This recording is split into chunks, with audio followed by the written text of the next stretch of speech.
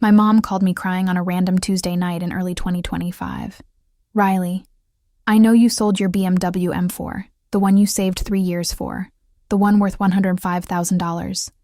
I know you sold it to help us. But your dad and I talked, and we decided something. I was 34, living in a 680-square-foot one-bedroom in Charlotte, North Carolina, the same city where I grew up watching the lake house on Lake Norman be treated like the holy grail of the Dawson family legacy.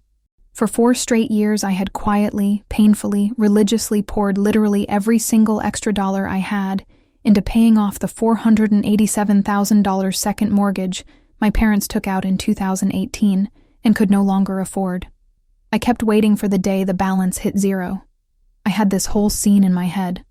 My dad shaking my hand like I finally mattered. My mom hugging me and saying the words I had never once heard growing up. "We're so proud of you, Riley. Thank you for saving our home." Instead, I got that phone call. My mom's voice cracked like ice on the lake in late winter. "We're signing the lake house over to your brother Dylan as his wedding gift. He and his fiancée Lauren need a real home to start their life, and, well, honey, you're already so independent. You don't need it like he does." Before I could even process it, she added the knife twist. "And please, Riley, don't make a scene at the closing party next weekend. This is Dylan's moment. We're all so excited for him." I asked the only thing I could think to ask. "Are you actually serious right now?" She sighed the sigh she'd used on me since I was 12. "Riley, family supports each other. You always land on your feet. Don't make this about money." Then she hung up. I stood in my tiny kitchen holding a coffee that suddenly tasted like metal, staring at the empty parking space where my matte black M4 used to sit. The car I loved more than anything I'd ever owned in my life. The one thing I bought purely for me after a decade of giving everything else away. Gone. Sold 6 months earlier for the exact $105,000 that knocked the mortgage balance down to zero. And now the house, the one I had dragged back from the brink of foreclosure with 47 months of my life, was about to have my little brother's name on the deed as his wedding present. 3 days later, the closing party looked like something ripped straight out of a Southern Living magazine spread. Massive white tent on the lawn, thousands of string lights dripping from every tree, champagne buckets on ice, a custom 8-foot neon sign glowing, "Welcome home Dylan and Lauren." A photographer directing perfectly staged shots of my brother and his fiancée, holding a fake sold sign that never actually existed, because the house was never listed. It was all theater. And I was the only one who knew the entire production had been funded by my sold BMW, my skipped vacations, my nights eating plain pasta because rent was due after the mortgage transfer cleared. I showed up in the only nice dress I still owned. No M4 to pull up in anymore, just my 10-year-old CRV with a cracked taillight and 180,000 miles. People still greeted me with the same line they'd used since high school. "Riley, look at you, Miss Independent." I smiled the smile I had perfected since middle school and kept walking. Inside, my dad was holding court by the kitchen island, repeating the same polished story on a loop. How he had fought tooth and nail to keep the family legacy alive through the hardest years. How he and Mom had made sacrifices nobody will ever know about.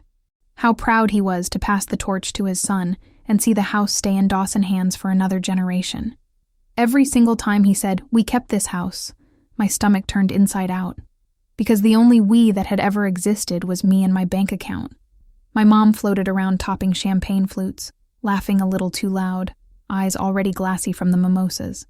Dylan and Lauren stood under a balloon arch while relatives congratulated them on starting married life in the perfect home.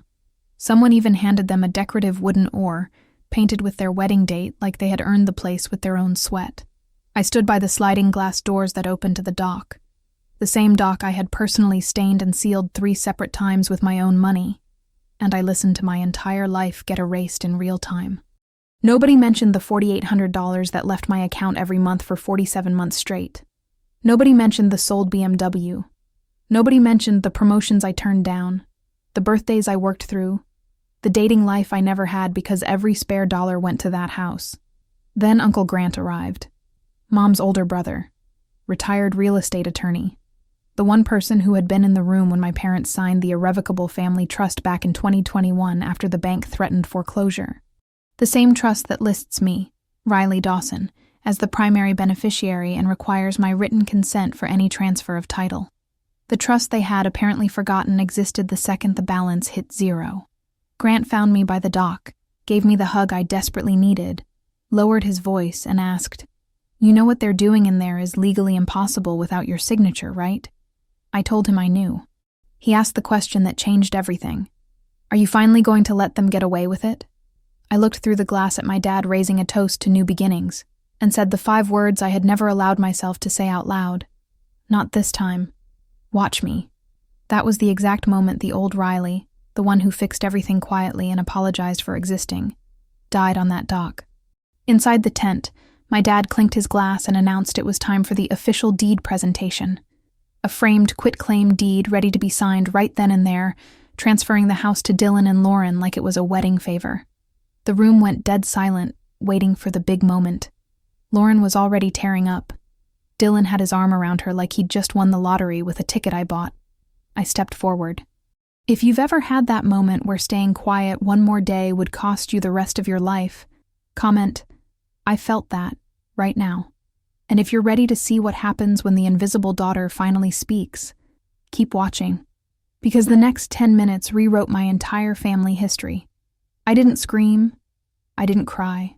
I didn't make a scene the way they always accused me of doing whenever I dared ask for basic fairness. I simply walked straight to the little table where the framed quitclaim deed sat under a spotlight like it was the Stanley Cup. Dad was mid-sentence, something about passing the torch to the next generation, when I picked up the frame, turned it around so the entire room could see, and said, loud enough for every single phone already recording, "This is really cute, but it's completely worthless without my signature, and I'm not signing." You could have heard a champagne cork hit the grass. 50 faces turned at once. Lauren's mouth actually fell open like a cartoon. Dylan's face went ghost white. Mom's glass froze halfway to her lips. Dad forced that big contractor laugh he uses on difficult clients. "Riley, honey, come on, this isn't the time." "Actually, Dad," I cut in, calm as I had ever been in my entire life, "it's the perfect time, because for 4 years I have sat quietly while you told every single person here that you saved this house alone. So let's clear the air while your entire audience is present." I pulled my phone out, opened the banking app, and started scrolling out loud. March 2021, $4,800. April 2021, $4,800. May 2021, $4,800. Every single month for 47 months straight, plus the $105,000 lump payment in November 2023 from the sale of my BMW M4. Receipt right here. I turned the screen so the cousins in the front row could see the transfer confirmation with the exact address of the lake house. A couple of Dylan's frat brothers suddenly found their boat shoes extremely interesting. Mom tried next, voice already wobbling. "Riley, sweetheart, this is your brother's day." "No, Mom," I said, still perfectly calm. "This is the day the truth finally gets an invitation to the party." Uncle Grant stepped up beside me like the absolute legend he is. "Nathan, Lauren," he said, using their first names the way only an older brother can. "You both signed the irrevocable family trust in my office in 2021. Riley is the primary beneficiary and the only one who can authorize transfer of title. You know this." Dad's face went from red to purple. "That was just paperwork to keep the bank off our backs." "Paperwork you begged for," Grant said, zero emotion. "Paperwork that saved this house because Riley agreed to carry the load. And now you're trying to gift her asset to your son. That's not how any of this works." Dylan finally found his voice, high and shrill. "You're ruining my wedding gift." I looked right at him, the little brother I had once changed diapers for, and said, "You mean the wedding gift I paid for? The one you never contributed a single dollar toward? That wedding gift?" Someone in the back row actually whispered, "Oh damn," loud enough for Leah's live stream to catch it. Dad tried to wave everyone back to the buffet. "Let's take this inside, folks." "No," I said louder now. "We're doing it right here, in front of the same audience you lied to for years, because I am done being the only one who knows the real story." Then I did the thing I had rehearsed in my head 1,000 times. I opened the slim leather folder I had been carrying all day and pulled out the cover page of the trust, my name in bold 14-point font right at the top, and held it up like evidence in court. Anyone want to read the part that says primary beneficiary, Riley Elizabeth Dawson, out loud? Or should I? The professional photographer actually lowered his camera. 4 different aunts pulled out their phones, definitely live streaming. The energy in that tent flipped from celebration to courtroom in less than 8 seconds. Dad looked around for allies and realized he had exactly 0. Not one person stepped up to defend the fairy tale he had spent 4 years selling. I felt it in my chest, like a knot I had carried since I was 12 years old finally snapped loose. If you're watching this and your family ever made you the villain for telling the truth, drop truth in the comments right now. And if you want to see the exact moment my dad realized he had lost control of the narrative forever, keep watching. Because the next 5 minutes still get shared in our family group chat with the skull emoji every time someone tries to rewrite history. The tent went so quiet you could hear the lake lapping against the dock 50 yards away. Dad's jaw worked like he was chewing on words he couldn't spit out. Finally he barked, loud enough for the back row. Everybody outside. Party's over. Family meeting in the house. Now. Guests started shuffling, grabbing purses, looking anywhere but at us. Lauren was already crying into Dylan's chest, mascara running like black rivers. Mom kept whispering, "Riley, please," the way she had every time I dared ask for fairness since I was 14. I didn't move. I just looked at my father, the man who taught me that love meant never asking for anything back, and said, "No, we're not doing the private guilt trip anymore. This ends in public, or it doesn't end at all." Uncle Grant gave me the tiniest nod. Proud dad energy from the only adult who ever saw me.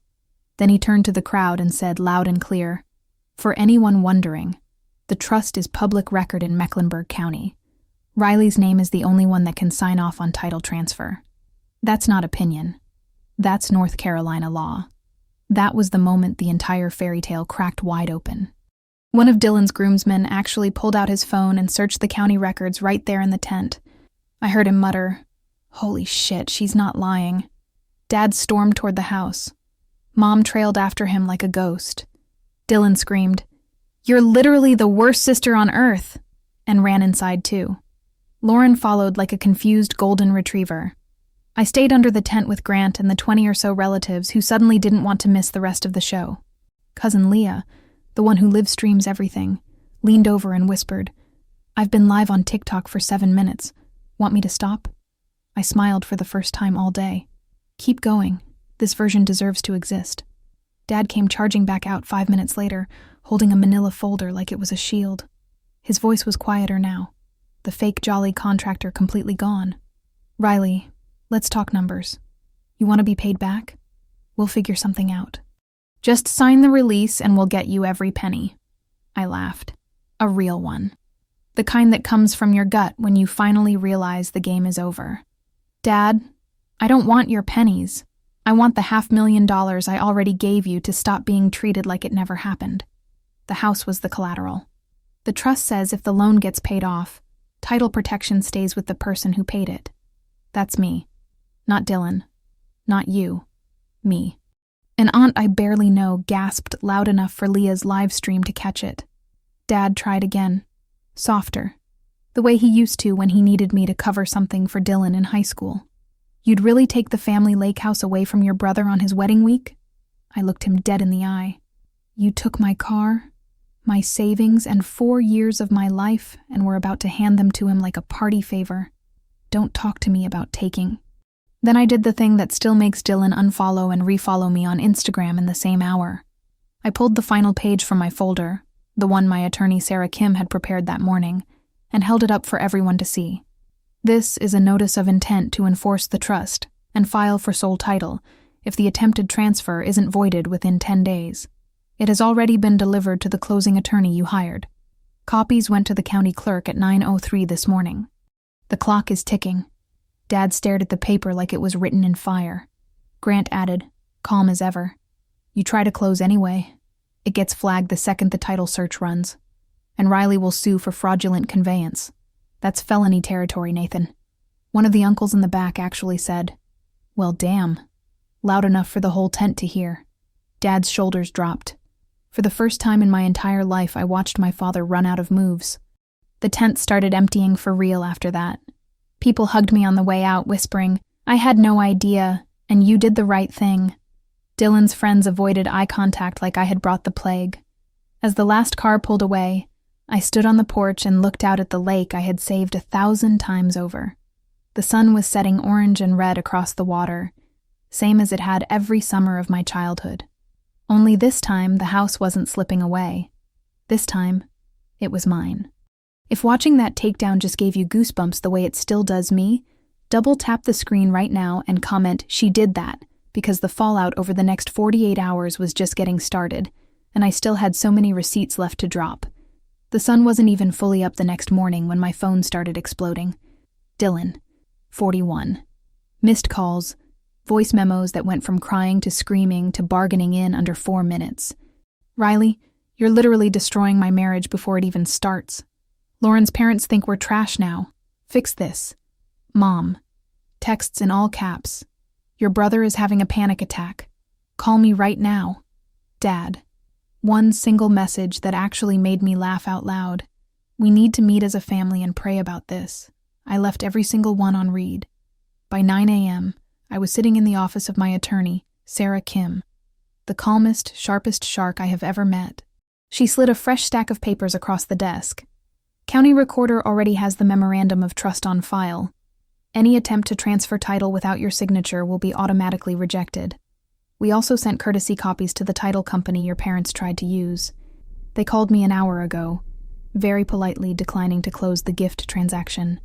I asked the only question that mattered. What happens next?" She smiled the way great whites do, right before they bite. "Now we wait for them to realize the house is in limbo until you decide what you want to do with it. You control the timeline, Riley. Not them." That afternoon, I drove back to the lake house alone. The tent was gone. The balloon arch lay deflated on the lawn like a dead jellyfish. The custom Dylan and Lauren neon sign had been ripped down and thrown in the trash, but I could still see the faint outline on the siding where it had been. I let myself in with the key they forgot I still had. The place smelled like stale champagne and betrayal. I walked room by room like I was seeing it for the first time. My old bedroom upstairs still had the same twin bed and the faded NASA posters from when I was 15. Dylan's old room down the hall had been repainted soft gray, wedding gifts already stacked in the corner, monogrammed towels, a Keurig, a framed print that said, "Home Sweet Lake House." I took photos of everything, not for memories, for evidence. Then I sat at the kitchen island where Dad had told so many half-truths and opened my laptop. I listed the house on Airbnb, VRBO, Furnished Finder, and even Facebook Marketplace. Waterfront, 4 bedrooms, available immediately, $2,800 a month peak season. I used the exact professional photos the realtor had taken for their fake sale. Within 2 hours, I had 73 inquiries and 6 booking requests with deposits ready. My phone buzzed again. This time it was cousin Leah, the one who live-streamed the party. She sent a screenshot of Dylan's private Instagram story. Black screen with white text. "Some people care more about money than blood. Pray for us." The comments underneath were brutal. Half his fraternity brothers asking, "Wait, I thought your parents paid for everything?" The other half calling him entitled. Someone had already posted the public property records with my name circled in red. I sent Leah one emoji. That night I posted my own story for the first time in years. Just a photo of the lake at sunset from the end of the dock. Caption, "New chapter. Same view. Different owner." I woke up to 180,000 views and thousands of DMs from strangers saying, "This is the most satisfying thing I've seen all year." Meanwhile, Dylan blocked me, unblocked me, then restricted me so I could only see his highlight called Wedding Era, that now had exactly 0 posts. Dad tried the nuclear option Monday morning. He showed up at my apartment unannounced, still wearing his company polo like it was armor, holding a cashier's check for $60,000. "Take this. Call it interest. Sign the release and we'll call it even." I didn't let him inside. "Dad, you're about $427,000 short, plus 4 years of my life. Try again." He started the waterworks, said I was tearing the family apart, that people at church were asking questions, that Dylan had to postpone cake tasting, because he was too devastated. I closed the door while he was still talking. If seeing a grown man finally face the consequences of decades of favoritism just made your whole year, smash that like button until it turns blue and comment, "Checkmate," because what happened when they realized I wasn't bluffing about renting the house to strangers? That's when the real meltdown began, and I still had the final boss move waiting. Tuesday morning, 7:03 a.m. My phone rang with a Charlotte area code I didn't recognize. I answered thinking it was a rental inquiry. Instead, it was a very polite woman from Wells Fargo's fraud prevention department. "Ms. Dawson?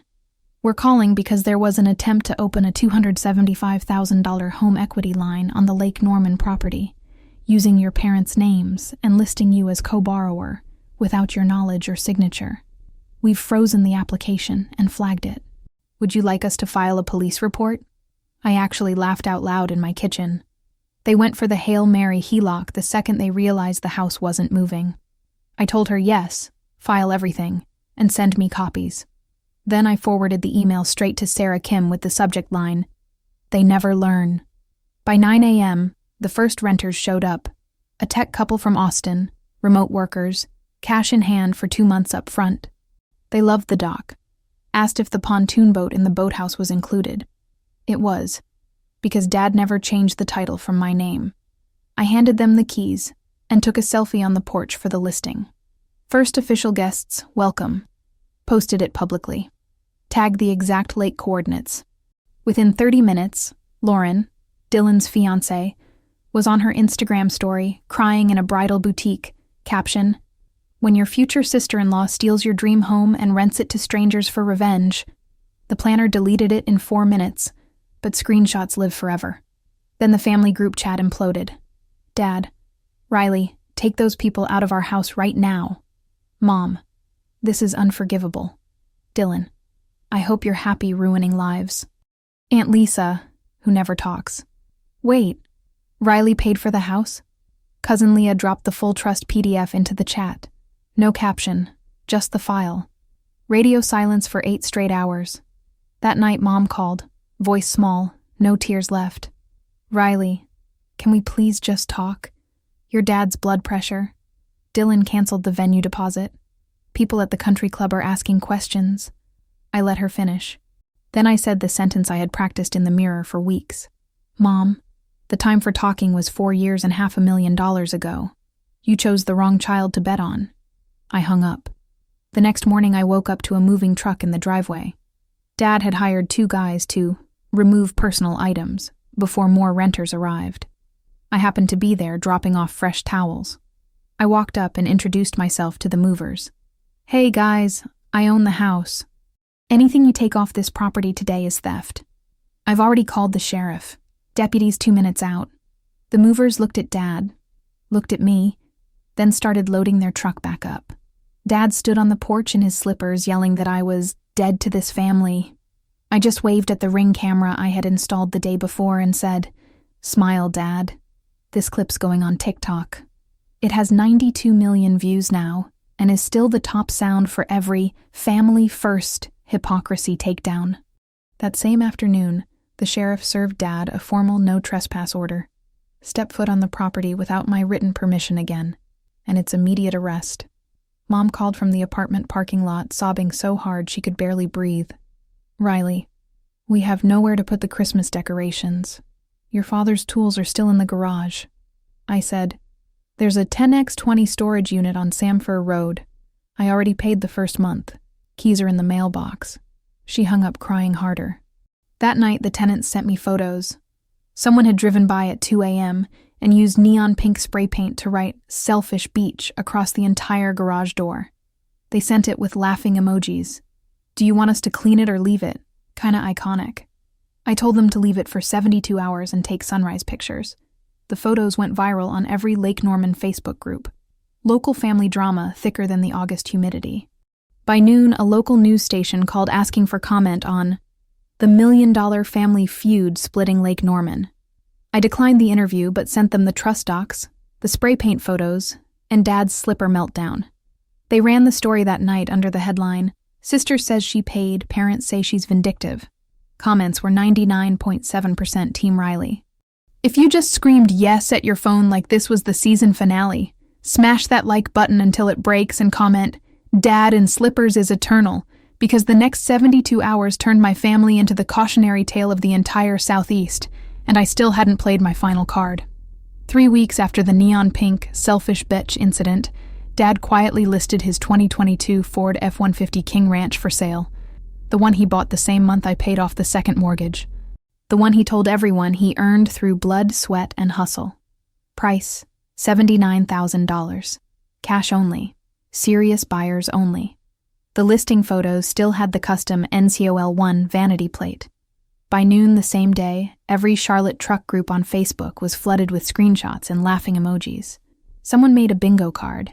BMW sold for house, gifted to brother Dad in slippers yelling truck for sale next.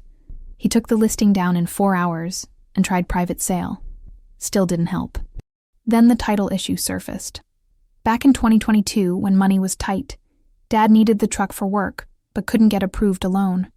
So he added me as co-signer and I made the $24,000 down payment straight from my savings, thinking it was temporary. The loan was in both our names, and I still held the lien release until the balance was zero. He never told me he paid it off early, just stopped sending me the statements. I logged into the credit union portal I hadn't checked in 2 years, and there it was. $12,800 still owed. My name still on the title. My signature still required to transfer. I paid the remaining balance at 3:17 p.m., just to watch the lien disappear into my control. Then I printed the new title that came to my address the next week. Clean. In my name only. Dad showed up at my apartment 2 days later with a cashier's check for $60,000 and the look of a man who had aged 10 years in 30 days. He didn't even try the porch speech this time. Just held out the check and said, "Take this. Call it interest. Sign the truck over and we'll be square." I took the check, looked at it, and tore it in half right there on the doorstep. "Dad, the truck's already mine. You're short about $140,000 and 4 years of my life if we're keeping score," which we're not, because I'm done. He started crying in my hallway. Actual tears. Told me the business was failing, clients were leaving, his reputation was ruined, and "People think I'm a deadbeat because of you." I closed the door while he was still talking. That same week, Dylan's wedding venue officially canceled. The country club that was supposed to host the reception sent a certified letter. "Due to ongoing public controversy and safety concerns for staff and guests, we are exercising our right to terminate the contract." They kept the $29,000 deposit. Dylan went full nuclear. Posted a 62-slide Instagram carousel. Childhood photos with me cropped out, baptism pictures, family vacations, every single one captioned, "This is the sister who destroyed us for money." Slide 59 was the sold BMW listing with my name redacted. Slide 62 was a GoFundMe for Dylan and Lauren's dream wedding fund goal $200,000. It raised $97 in 4 days. One donation was $5 with the note, "Buy a house you paid for." The internet crowned me the patron saint of forgotten daughters. 7 weeks after the truck incident, I got a Ring notification at 3:12 a.m. Motion detected. Front porch. I opened the app and there was Mom. Hair in curlers, 8 Louis Vuitton suitcases I definitely paid for years ago, clutching a bottle of Pinot like a security blanket. She was crying to the camera like it was a reality show confessional. "Riley, baby, I can't do the apartment anymore. The neighbors look at me weird. I just need to come home for a little while. Please. I'm your mother." She tried the door. Locked. Tried her old key. I changed the locks the day the tenants left. She sat down on the welcome mat, opened the wine, and drank straight from the bottle while humming "You Are My Sunshine," off-key for 29 straight minutes. At minute 30, she stood up, kicked a suitcase, and screamed at the camera, "You're not my daughter anymore. You're a stranger who stole our house." Then she threw the bottle at the Ring. Screen went black. I posted the full clip the next morning. No context. Just the caption. "When you pay off $500,000 in family debt and Mom still thinks she's the victim." It hit 110 million views in 72 hours. The "You Are My Sunshine" breakdown became the #1 trending sound on TikTok for 2 straight weeks. If you just stood up and applauded your screen like this was a movie, smash that like button until it breaks, and comment, "Mom at 3 a.m. is cinema," because what happened next turned the lake house from a prison into actual freedom, and the internet still hasn't recovered. 2 months after Mom's 3 a.m. Pinot meltdown, the lake house sat empty for exactly 4 days between tenants. I used that window to do the one thing nobody saw coming. Not Sarah Kim. Not Uncle Grant. Not the 14 million people following the saga. I put it on the market. Not for rent. For sale. Listed at $159 million.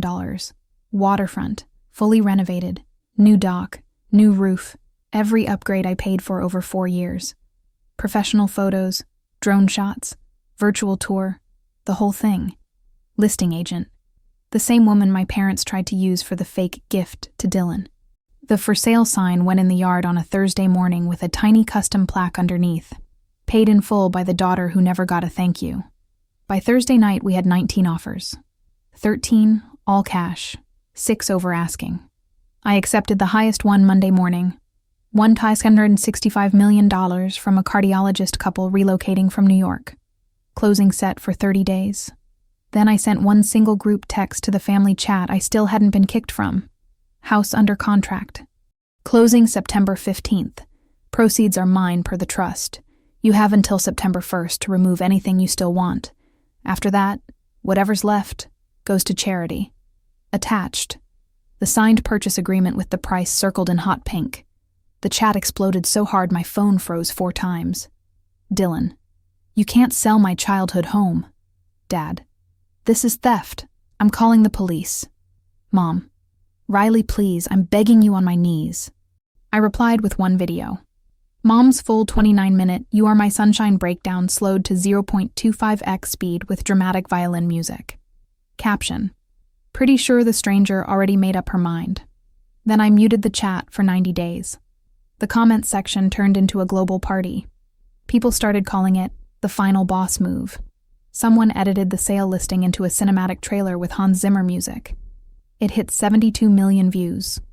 Local news ran the story again. Woman who paid off parents' mortgage sells lake house for $1,665 after family tried to gift it to brother.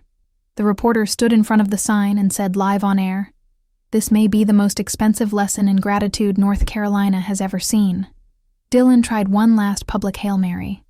Posted a video sitting on the dock at midnight. He'd apparently snuck past the new security signs, crying about losing the only place I ever felt safe. The new buyers saw it, recognized their future dock, and called me furious. I sent them the trespass warning I had already filed. They added motion-activated floodlights and "No trespassing, smile you're on camera" signs the same day. 2 days later, the closing date was moved up because the buyers wanted in before Labor Day. New date, August 28th. I showed up to the title company with Sarah Kim, signed where the little pink flags were. Walked out with a cashier's check for $1,598,000 after fees and taxes. I paid off the tiny mortgage on the new uptown condo I had quietly bought. Paid Sarah and Grant 6 figures each for having my back. Still had more money in my account than I had ever seen in my life. Then I did the part that broke the internet all over again. I posted a screenshot of the final HUD-1 closing statement. Price at the top. My name as seller. Proceeds line highlighted in pink. Caption. From selling my dream BMW to save their house, to selling their legacy to buy my peace. Balance. $1.598 million reasons to never ignore the quiet daughter again. That single post hit 180 million views in a week. Strangers started Venmoing me $520 for the BMW fund. It added up to $92,000 in 4 days. I donated every single dollar to a scholarship for first-generation women in STEM who work full-time. The internet crowned me the patron saint of forgotten daughters for the second time. If you just screamed full circle at your screen, smash that like button until it breaks and comment, "She sold the trauma." Because the very last time I ever stepped foot on that dock, I left something in the water that made Dylan delete every photo of me from his entire Instagram forever. August 28th, closing day. The sky was Carolina blue. The lake so glassy it looked photoshopped. I drove out one last time in my brand new car. Matte midnight blue BMW M4 competition. Exact same spec as the one I sold. Fully paid. No co-signers. No golden child fingerprints on the title. The buyers were already there. The cardiologist couple, their 2 little kids running wild on the dock like they had always belonged. I handed over the keys, signed the final papers on the kitchen island, where Dad once told all his lies, posed for the obligatory sold photo in front of the sign, and then walked alone to the end of that crooked dock I had stained and sealed with my own hands a dozen times. I reached into my bag and pulled out the one thing I had carried for this exact moment. The original key fob to the M4 I sold for $105,000 to keep this house from foreclosure. The one I had kept on my keyring for 4 years like a scar I couldn't stop touching. I held it up to the sun, let the carbon fiber flash one last time, kissed it once for every month I lived on rice and chicken, for every vacation I skipped, for every tear I swallowed so they could stay comfortable. Then I threw it as far as I could into the middle of the lake. It sailed in a perfect arc, sparkled, and disappeared with the tiniest plop. I filmed the whole thing in one take. No words. Just the key flying, the splash, and me smiling bigger than I ever had in any family photo. Posted it with the caption, "She sold her dream car to save their house. She sold their house to save herself. She threw the key so she never forgets the price of being the good daughter." If you're the sister who always paid, always fixed, always disappeared so everyone else could shine, this splash is for you. You're allowed to walk away. You're allowed to win. You're allowed to be free. That 19-second video hit 500 million views in 10 days. Women all over the world started filming themselves throwing old keys into oceans, rivers, pools, even toilets, tagging Shaker Splash for Riley. It trended worldwide for 3 straight weeks. Jewelers launched limited edition Riley key pendants and sold out in hours. Proceeds went to the scholarship fund. Another $6.8 million in one weekend. Dylan deleted every childhood photo that had me in it, even the ones from his own baptism. Dad turned his entire Facebook private and hasn't posted since. Mom sent one final text. A cropped family portrait from the lake house mantel. Me scissor cut out of the frame like I never existed. I didn't reply. I didn't need to. 3 months later, I took my first real vacation. Maldives, overwater villa, the kind of place I used to call wasteful. Posted one photo. Me on the deck at sunset, feet in turquoise water, holding a coconut, grinning like a woman who finally knows her worth. Caption: "Turns out peace looks even better than a lake house." And the very last line I'll ever say about any of it. I didn't burn the bridge. I just stopped paying the toll so everyone else could keep crossing for free. 6 months after the splash video, the scholarship fund I created with the Venmo BMW money and part of the house proceeds hit $5 million. Women from 58 countries sent $5, $50 with notes like, "Because of you, I kept the inheritance Grandma left me.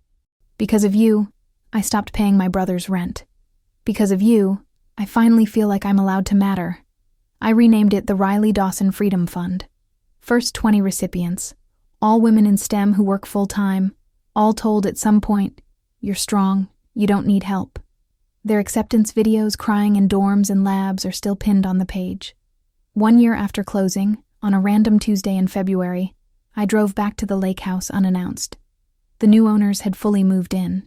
Kids' bikes on the lawn, fresh paint, new dock boards, 0 traces of my childhood except the view. They invited me for coffee. We sat where the balloon arch used to be, and laughed about how the house finally has a family that actually appreciates it. Before I left, I walked to the end of the dock alone. The water was calm, sun low and gold. I took the little waterproof pouch I had kept in my glove box since closing day, opened it, and pulled out the impossible. The key fob had sunk straight to the bottom, landed in only 8 feet of water, and stayed perfectly preserved in the silt. A diver friend retrieved it for me as a joke weeks later. I never told anyone I kept it. I held it one last time, now covered in a thin layer of lake minerals like it had been baptized. Then I slipped it onto a thin white gold chain and fastened it around my neck. Not as a scar anymore, as a medal. I filmed 30 seconds. Me on the dock, new M4 parked behind me, key necklace catching the sunset, smiling like a woman who turned every sacrifice into rocket fuel. Posted it with the simplest caption I've ever written. She threw the key to let go. She got it back to remember she never has to again. From the daughter who paid for everything to the woman who finally gets to keep it all. Thank you for watching me choose myself. Now go choose you. That video hit 900 million views and became the most used sound of the decade for I Did It posts. Graduations, promotions, divorces, new apartments. Women started wearing Riley keys on their wedding days, their graduation days, the day they finally said no. I still get tagged in photos of strangers wearing them on the best days of their lives. If you just felt something shift inside your chest, smash that like button until it breaks, and comment, I chose me too, because the story doesn't end here. It only gets bigger. 2 years after the splash video broke 1 billion views, I got an email that made me stop breathing for 10 full seconds. From the estate attorney of my late grandmother, Marlene Dawson. Subject line: Immediate reading of the last will and testament of Marlene Elizabeth Dawson. Beneficiary Riley Dawson required. Grandma Marlene had passed 3 months earlier. No one in the family told me about the funeral. I hadn't spoken to any of them in over 2 years. The will reading was scheduled for the following week in Asheville. I flew in the night before, booked a quiet hotel under a fake name, and walked into the law office wearing sunglasses and the key necklace like armor. Inside the conference room, my parents, Dylan, Lauren, and 2 cousins I barely recognized. Dad wouldn't look at me. Mom started crying the second I sat down. Dylan stared at the table like it had personally offended him. The attorney cleared his throat and began. Mrs. Marlene Dawson was very clear in her instructions. He listed the assets. A mountain cabin in Asheville valued at $1.2 million. A commercial lot in Cornelius, appraised at $1. $8 million. An investment portfolio that had grown to $3.4 million at the time of death. Then he said the words that made the entire room freeze. All assets to be divided equally between the 2 grandchildren of the deceased, Riley Elizabeth Dawson and Dylan Nathan Dawson. 50% to each. No exceptions. No contest clause in full effect. Dead silence. Dad's face went white. Dylan looked like he was going to be sick. Mom actually whispered, "But Riley already got the lake house money." The attorney didn't even blink. Mrs. Dawson was made aware of the lake house situation in 2025. Her handwritten codicil, dated 3 weeks after the public sale, reads as follows. My granddaughter Riley has already proven she is the only member of this family willing to sacrifice for others without expectation of return. She will receive her full share regardless of any prior financial contributions, because fairness delayed is fairness denied. He slid the codicil across the table. Grandma's handwriting. Shaky but unmistakable. Dad tried to speak. The attorney cut him off. Any contest will trigger the no contest clause. The entire estate reverts to the Riley Dawson Freedom Fund charity. Mrs. Dawson was very specific. You could have heard a pin drop on carpet. I signed where indicated. $3. $2 million hit my account 9 days later. I used half to triple the size of the Freedom Fund. The other half bought a glass-walled penthouse in uptown Charlotte with a 2-car private garage that now houses the midnight blue M4. You already know. A chalk gray Porsche 911 Turbo S. I jokingly named Golden Child Tears. I also bought the mountain cabin outright for weekends. Renamed it Quiet Daughter Lodge. It's booked solid with Freedom Fund scholars year-round for writing retreats and healing weekends. Dylan got his half. He bought a starter home in a suburb and, according to public records, a used Camaro. I never asked. I never will. 3 years after closing, Netflix paid 8 figures for the docuseries rights. Title: The Quiet Daughter. It broke every streaming record for unscripted in the first week. The final scene is me standing on the original dock at golden hour, key necklace glinting, voiceover saying the line that's now tattooed on over 1 million women worldwide. I didn't burn the bridge. I just stopped paying the toll so everyone else could keep crossing for free. The credits roll over slow-motion footage of women all over the world throwing keys into water, wearing Riley key necklaces, walking away from toxic families, starting businesses, graduating, choosing themselves. The last frame is a single line on black, dedicated to every daughter who was told to stay small so someone else could feel tall. You were never small. You were just waiting for your moment to stand up. Fade to black. The internet lost its collective mind. If your eyes are wet right now, double tap this screen, and comment the year you're finally choosing yourself. Because the quiet daughter spoke. And when she did, the whole world leaned in to listen. Now it's your turn. 5 years after the splash, I turned 40. I celebrated on a private yacht in the Maldives with 30 of the first Freedom Fund scholars, now surgeons, rocket scientists, startup founders, one literal astronaut who sent me a photo of her wearing the Riley key necklace in zero gravity. We all wore white dresses and titanium Riley keys that caught the sun like stars. At midnight, we lined up on the bow of the boat and, on the count of 3, threw 30 brand new keys into the Indian Ocean. The video hit 1.2 billion views in 11 days. The caption was 7 words: "We don't sink, we make waves." 2 weeks later, I got invited to give the commencement address at MIT. 24,000 people in the arena, 3 million watching the live stream. I walked on stage in a custom midnight blue cape, inside lining embroidered with thousands of tiny silver keys, and the original lake-stained fob on white gold around my neck. I didn't use notes. I just told them the truth. I stand here today wearing the key to a car I once sold to keep a family that never kept me. That sacrifice became a foundation that has now sent 1,847 women to schools they were told they didn't belong in. Every single one of them was the daughter who paid, the sister who fixed, the woman who was told you're strong, you don't need help. Today they're changing the world. And they all wear this same key. I held up the necklace. The arena went dead silent. Then I opened a velvet box on the podium. Inside, 1,047 brand new titanium key fobs, each engraved with a graduate's name and the year 2030. I said, "These don't open any car yet, but one day they will open whatever door you decide is yours. Because the future doesn't belong to the kids who were handed everything. It belongs to the daughters who learned how to take it." I threw the entire box into the crowd. You've never heard 24,000 people scream like that in your life. The video broke the internet for the 4th time. Riley Keys 2030 trended for 31 straight days. Tiffany & Comer launched an official Riley Key collection, 100% of proceeds to the fund. They sold out in 6 hours. Another $11 million raised. That night, for the first time in 5 years, I got a text from an unknown number. It was Dylan. Saw the MIT speech. Congrats, I guess. I stared at it for 20 minutes. Then I replied with one photo. Me on the MIT stage, cape billowing, 24,000 people on their feet, key necklace catching the spotlight. No caption. Block the number. Slept better than I had in a decade. 6 years after the splash, the Freedom Fund hit $100 million. We announced the next evolution. Every scholar now gets a brand new car on graduation day. Paid in full. Title in their name only. No co-signers. No golden children. The first key ceremony was last May. 24,000 titanium fobs engraved. Every single one says the same thing on the back. You never have to pay the toll again. The ceremony is live-streamed every year. Millions watch women walk across stages, get handed keys, and drive off in cars that belong to no one but them. They call it the Riley Drop. It's the most watched graduation moment on the internet. I still drive past the lake sometimes. The new owners put up a little plaque by the mailbox.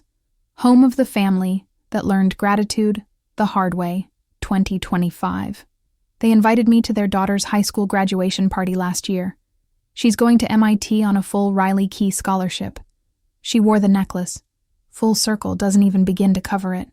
If something inside you just whispered, "That could be me," smash that like button and comment the exact year you're choosing yourself.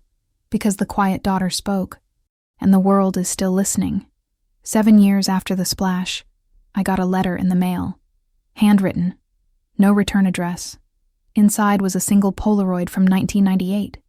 Me at 8 years old on that same crooked dock, arms open wide, grinning like the whole lake belonged to me.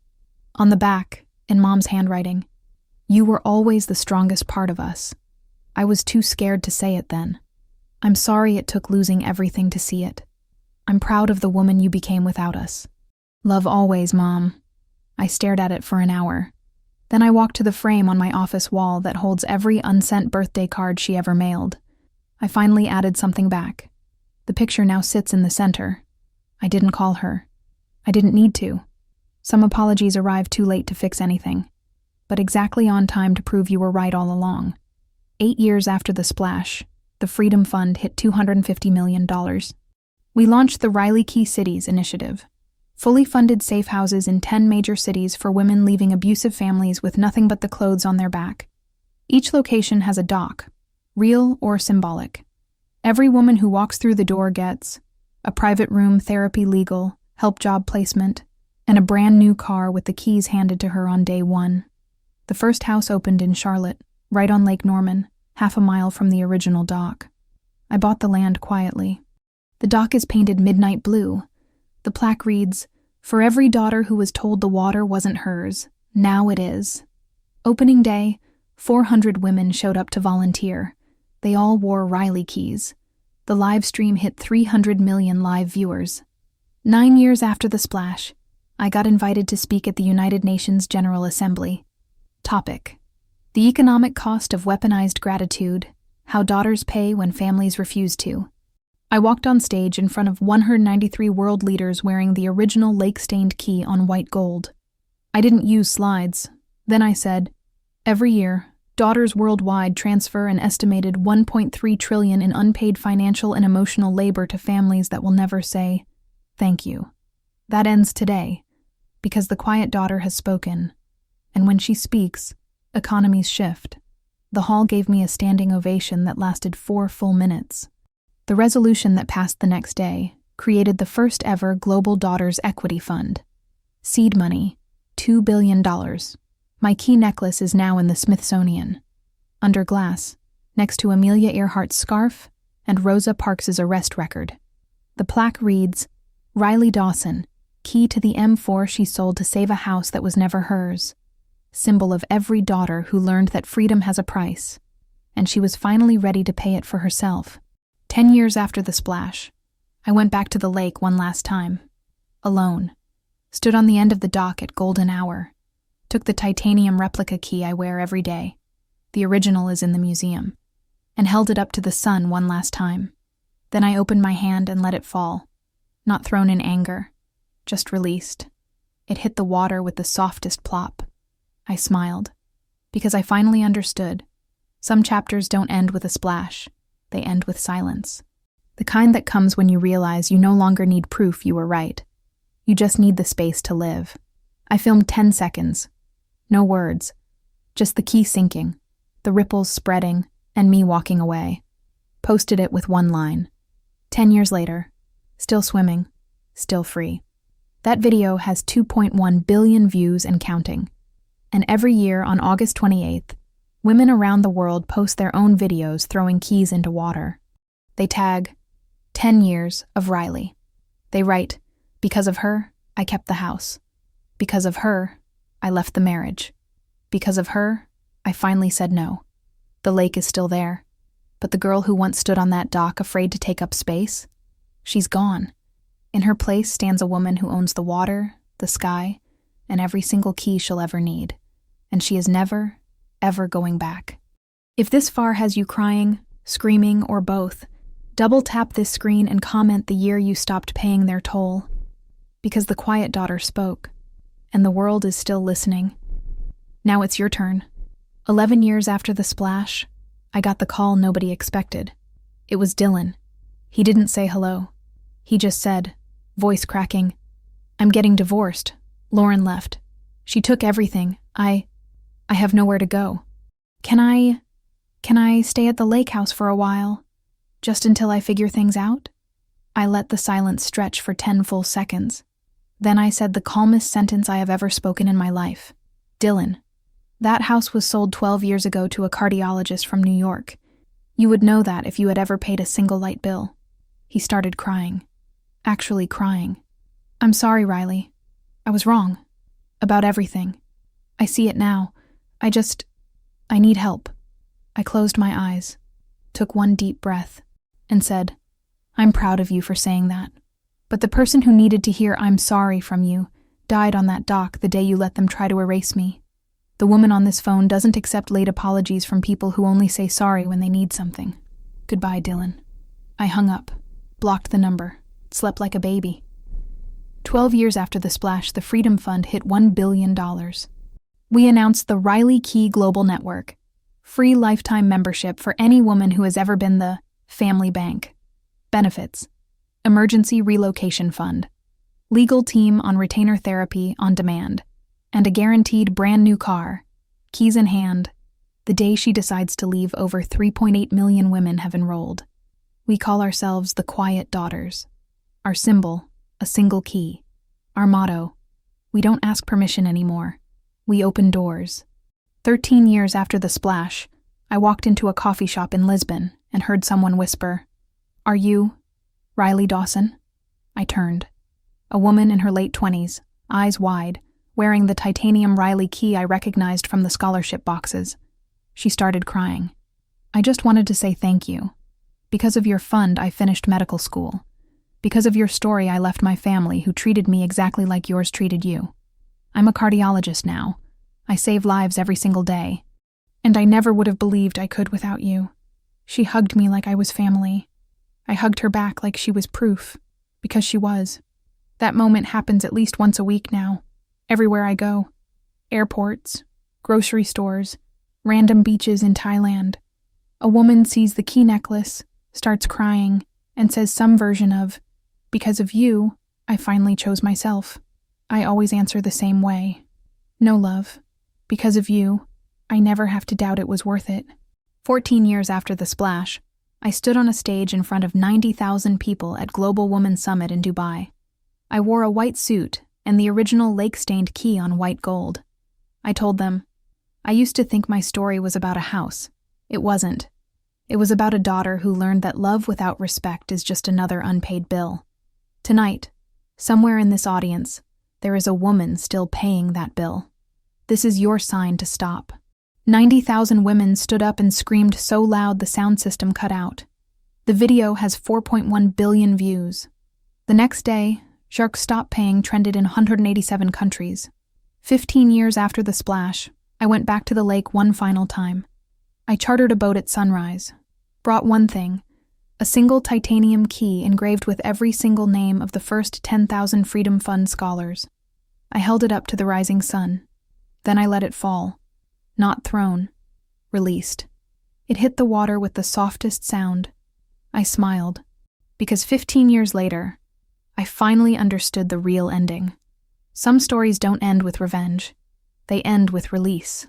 The kind that comes when you realize the greatest freedom isn't owning the lake. It's never needing to prove you were right about who deserved to drown in it.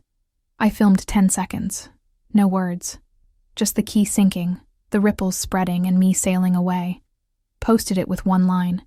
15 years, still swimming, still free. That video has 8 billion views and counting. And every year on August 28th, millions of women around the world post their own videos throwing keys into water. They tag Jock her 15 years of Riley. They write, "Because of her, I kept the house. Because of her, I left the marriage. Because of her, I finally said no. The lake is still there. But the girl who once stood on that dock afraid to take up space? She's gone. In her place stands a woman who taught the world that freedom has a sound. And it sounds like a key hitting water. Something inside you just broke open in the best way. Double tap this screen and comment the exact day you're finally choosing yourself. Because the Quiet Daughter spoke, and the world never stopped listening." 16 years after the splash, I woke up to a notification that stopped time. The Freedom Fund had officially crossed $2 billion. The headline on every major news outlet read the same. Riley Dawson's Quiet Daughter Revolution becomes the largest privately funded women's equity movement in history. They called it the key effect. Economists wrote papers about it.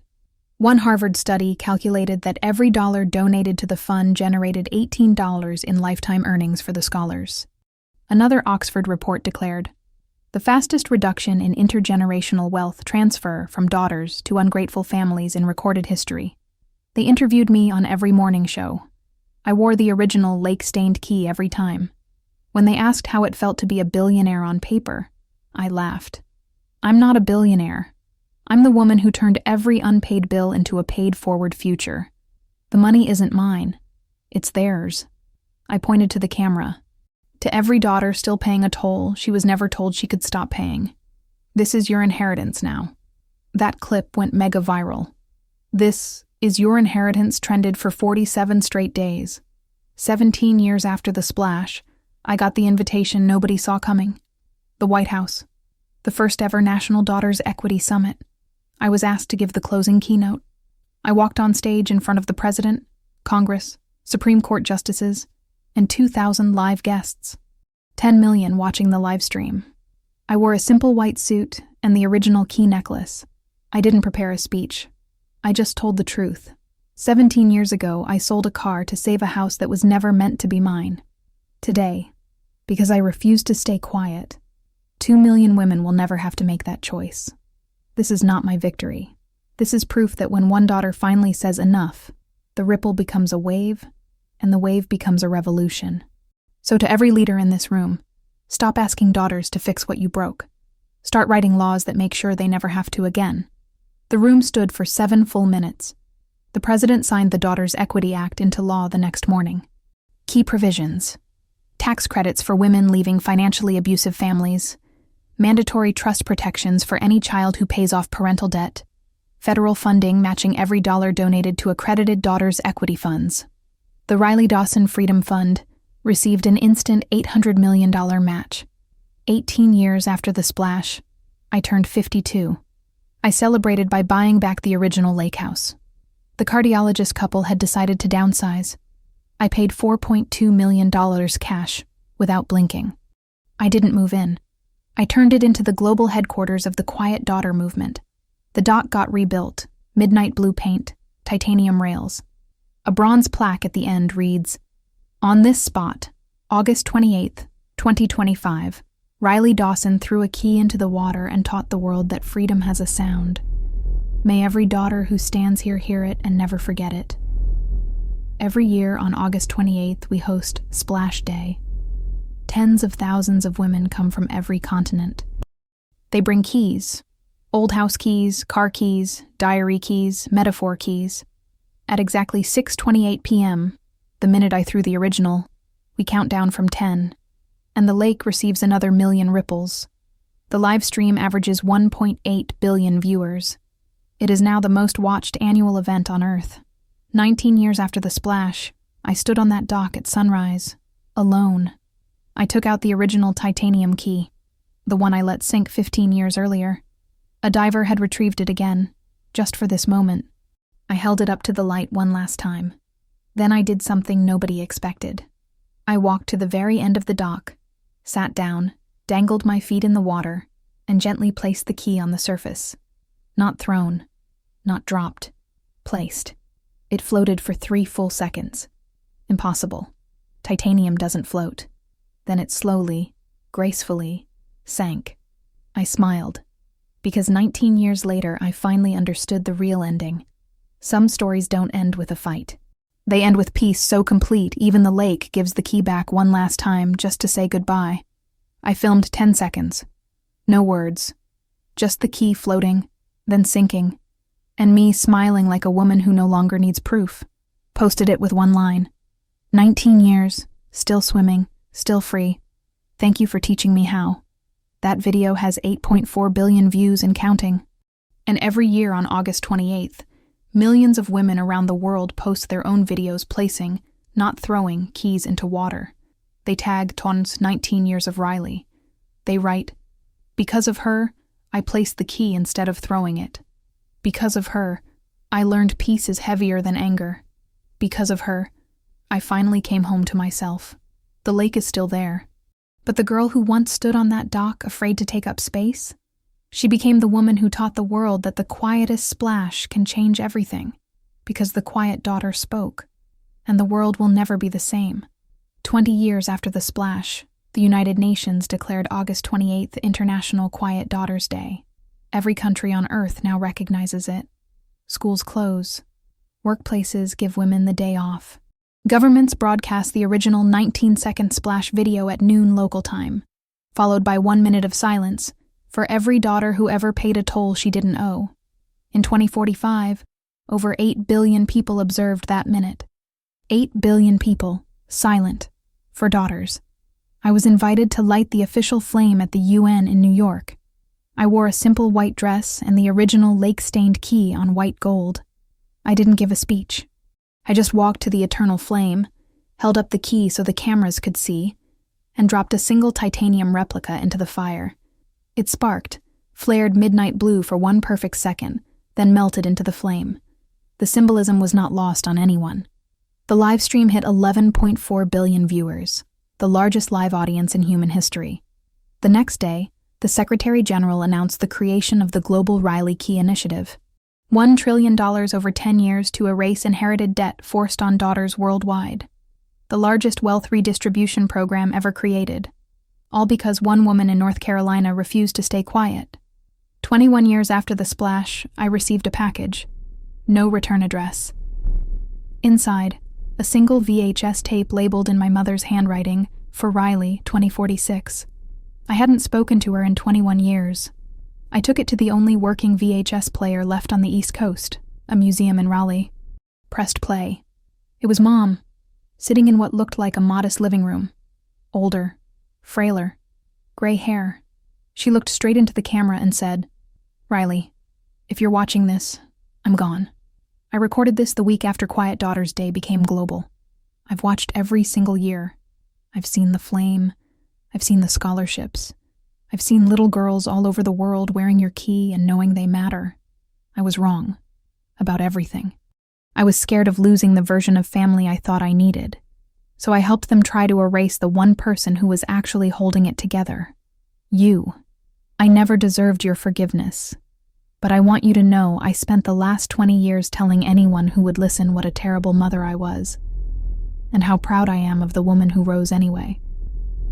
I left everything I have to the Freedom Fund. It isn't much. But it's every penny I saved from teaching piano lessons after your father passed. Use it for one more daughter who needs to know she's allowed to matter. I love you. I always did. I just didn't know how to say it until it was too late. Thank you for teaching the world what I couldn't teach you. I'm proud to be the mother of the woman who changed everything. Mom." The tape ended. I sat in that museum for 3 hours. Then I took the $187, $412, and $61 she left and funded one final scholarship. I named it the Lauren Dawson Memorial Scholarship, for daughters of mothers who finally learned too late. The first recipient was a 19-year-old from Sao Paulo whose mother sent her the original splash video the day before she died.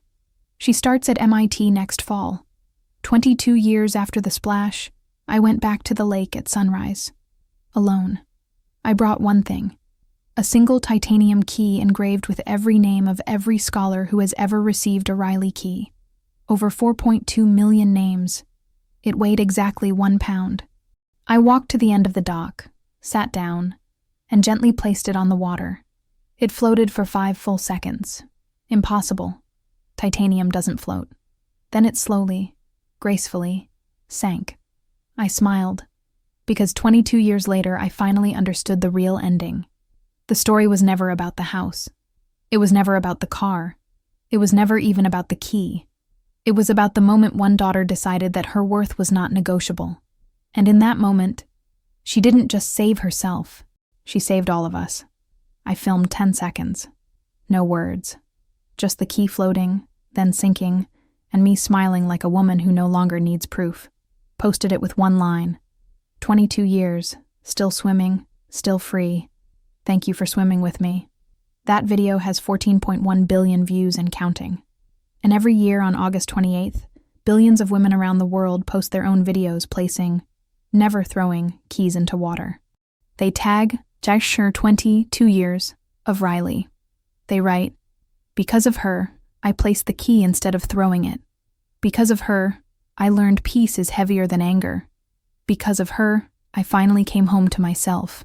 The lake is still there, but the girl who once stood on that dock afraid to take up space, she became the woman who taught the world that the quietest splash can change everything, and the world will never be the same." 25 years after the splash, the world looks nothing like it did in 2025. There is now a permanent exhibit at the Smithsonian called the Quiet Daughter Wing. Inside, the original lake-stained key fob in a glass case next to Amelia Earhart's goggles. The midnight blue M4 I bought back. Yes, I tracked down the exact car I sold in 2023 and paid $340,000 to get it home. The first titanium Riley key ever handed out in 2026. A 40-foot wall with 28 million engraved names. Every scholar, every volunteer, every woman who ever wrote "because of her" on a key and threw it into water somewhere on Earth. Visitors leave their own keys in a massive titanium bowl at the exit. It is never empty.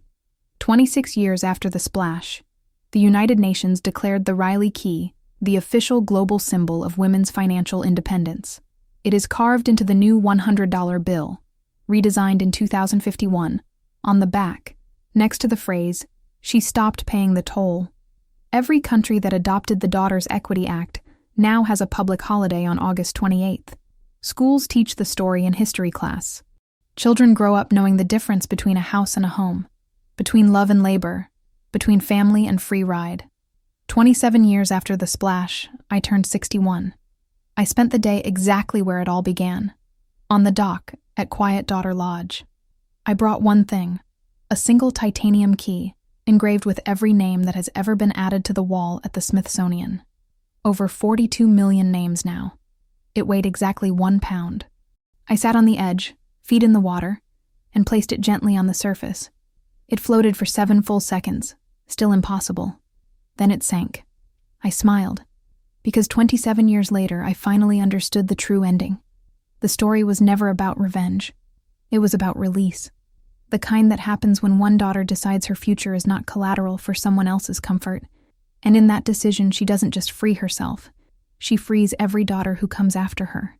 I filmed 10 seconds. No words. Just the key floating, then sinking, and me smiling like a woman who no longer carries anything that isn't hers to carry. Posted it with one line. 27 years, still swimming, still free. Thank you for teaching me how to fly. That video has 18.7 billion views and counting.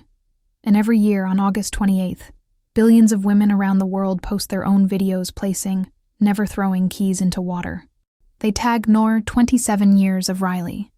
They write, "Because of her, I placed the key instead of throwing it.